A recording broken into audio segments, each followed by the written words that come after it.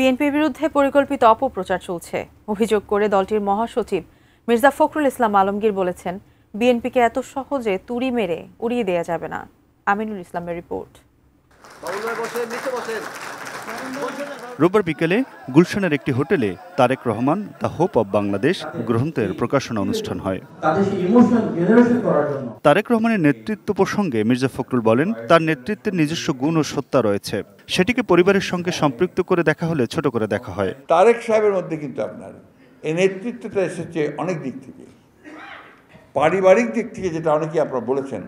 যদি কথাটা শুনতে আমার একদম ভালো লাগে না, কারণ যিনি নেতা তাকে আমার মনে হয় যে বোধহয় কিছুটা খাটো করা হয়। তার যে নিজস্ব গুণ সত্তাগুলো আছে সেটাকে পরিবারের সঙ্গে সম্পৃক্ত করে দিয়ে আমরা ওদেরকে একটু ছোট করে দিই। তারেক রহমান সাহেবের নিজস্ব গুণ আছে, যে গুণগুলোর জন্য তিনি আজকে এই পর্যন্ত এসছেন, নাহলে আসতে পারতেন না।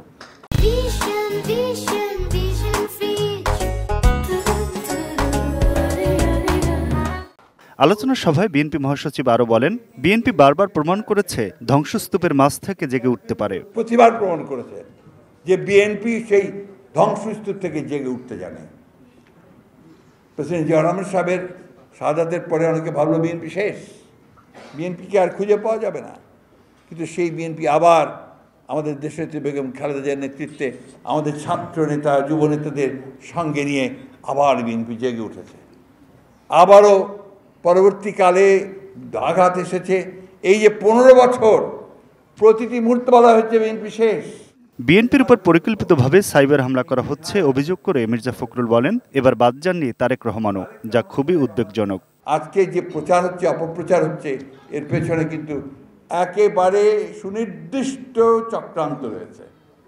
সেই চক্রান্ত হচ্ছে বাংলাদেশের জাতীয়তাবাদী শক্তিকে ধ্বংস করে দেওয়া। সেই চক্রান্তটা হচ্ছে যে নেতা যিনি উঠে আসছেন, যার একটা সম্ভাবনা দেখা দিয়েছে, সে তারেক রহমান সাহেবকে নিশ্চিহ্ন করা, তাকে খারাপ জায়গায় ফেলে দেওয়ার চেষ্টা করা। Aminul Islam, ATN news, Dhaka.